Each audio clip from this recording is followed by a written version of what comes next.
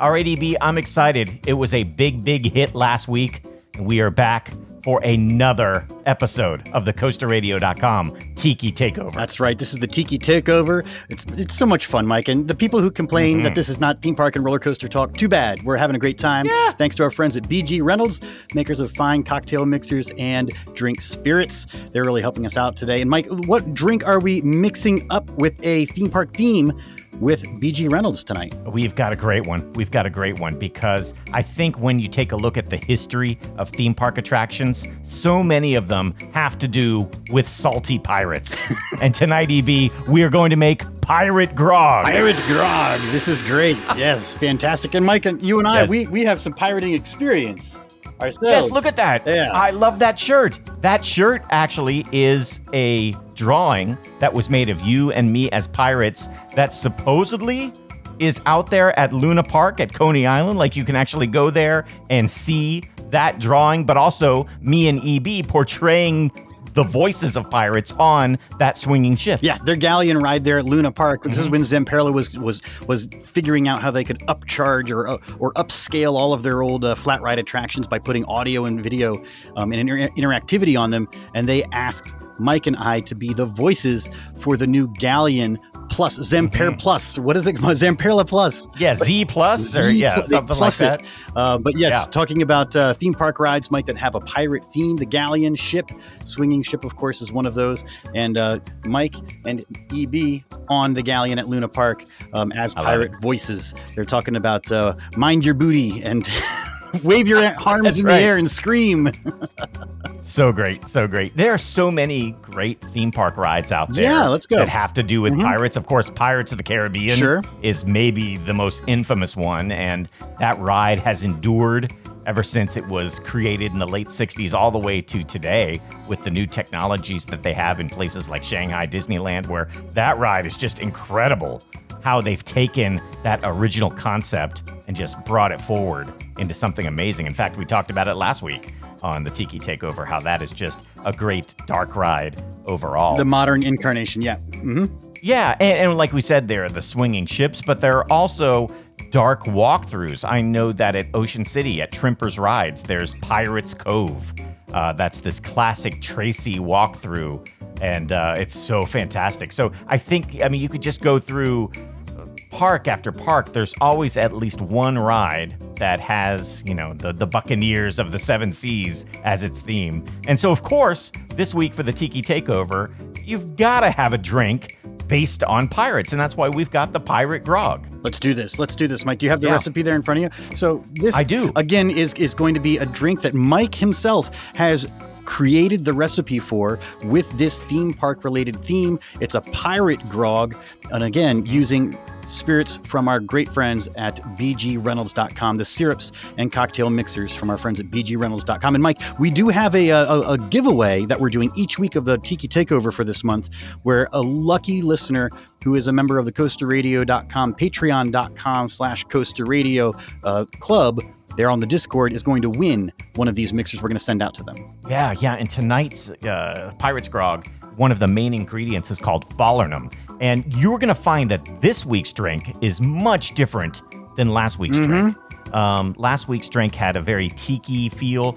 This is very... I gave it to somebody a couple of hours ago, just doing a taste test. And they were like, that's a grog. Great. It is spicy. You can taste the herbs in it. In fact, this Fallernum, they say right here, it's a blissful and spicy eruption of ginger, clove, almond, and fresh lime.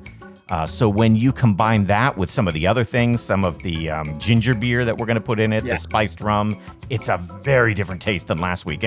But that's what I like about the Tiki Takeover, and each week you're going to get a different flavor, and that's what's kind of fun about mixing these drinks together. Well, this is time for spicy pirate fun, Mike. So let's step us through the recipe here. What mug do you have for us today? Yes, I am using a pretty cool mug. You're going to like this. It's got a hole in it. Okay. It's actually a tiki mug with a hole in it, but here's what you do. You take this little piece, and look, there's a light up ice cube in there. So when you make the drink, it glows. Yeah, it's got a little porthole there. Nice. So that's kind of cool, right? Right. I'm going for the pirate theme by enjoying my mermaid mug. Mike. Oh, nice. Okay. Gonna make up my pirate grog in the mermaid mug. That's great. So are we starting with ice? Yes, let's start. You got to take your shaker and put some ice in there. So that's what we're going to do first. Now, do you have the fancy ice again, Mike? Did you get your pebble ice? Well, I've got a maker at home that does pretty good. Like, I have not gone out and gotten the pebble ice, but I do have some pretty good ice here that I use. Okay. And I've got. I even go so far as to filter it, man, just to make sure that it's not like the nasty ice coming out of the refrigerator. I like that filtered ice, and so that's good. So yeah, so we've got it right here. Very nice. All right. What's next? All right, EB, just like last week, we are going to start off with some fresh lime juice. I've already measured mine out here, so it's 3/4 of an ounce. So you're just going to want to go ahead and pour that in. And I'm doing a tiki foul and using the bottled stuff again, Mike. Oh, that's all right. You didn't mind it last week, of course right? Not. Of course not. Right? It was all right. Yeah, it's all right. Of course, anytime you do a tiki drink, you do want to try to fresh squeeze as best you can the fruits. Yeah, as best you can, but that's all right. You do what you do with what you got to do. So also, we've got orange juice this week. So this is fresh squeezed orange juice, and you're going to have 3/4 of an ounce as well in there. So there we go. So already some good fruit juice in there. This is where we now move on to the BG Reynolds. And this is the falernum syrup. You're using 1/2 of an ounce of the great BG Reynolds falernum syrup here. How much? 1.5. Oh, no, just a half Half an ounce. Okay. Yep, half an ounce. Get that. So here we go. Nice. This is the good syrup here. It's good stuff. Yeah, and you just smell it. Take a smell of that. It's so good. Yeah, this is I mean, that you can just smell the cloves. Oh, yeah. Oh, yeah. The herbs in there, yeah. And so now remember, this is going to be such a different taste than last week. Oh, but it's so good. And these little touches, like the syrups in here, is what really makes the difference. So last week we used 2 rums as well. We're going to do it this week too. We're going to use 1 1/2 ounce of spiced rum. I'm using this spiced rum that I bought in Tennessee. And I've never heard of this before. I've never seen it since, but it's so good. What is it? It's called Corsair Spiced Rum, and it's got these 3 fancy dudes on there. All right, 1 1/2. Yes, 1 1/2. I'm just doing this, Mike. That's what I got. Oh, there you go. Okay, Captain Morgan's Classic. works for me. Pirate. That's good. Yep. All right, 1 and 2 and a That's half. right. This is going to have 2 shots of rum in this drink, so we're doing 1 1/2 of this, Okay. and then we're going to add. Now, this is where I'm running into trouble here, Mike, because I did not have in my bar.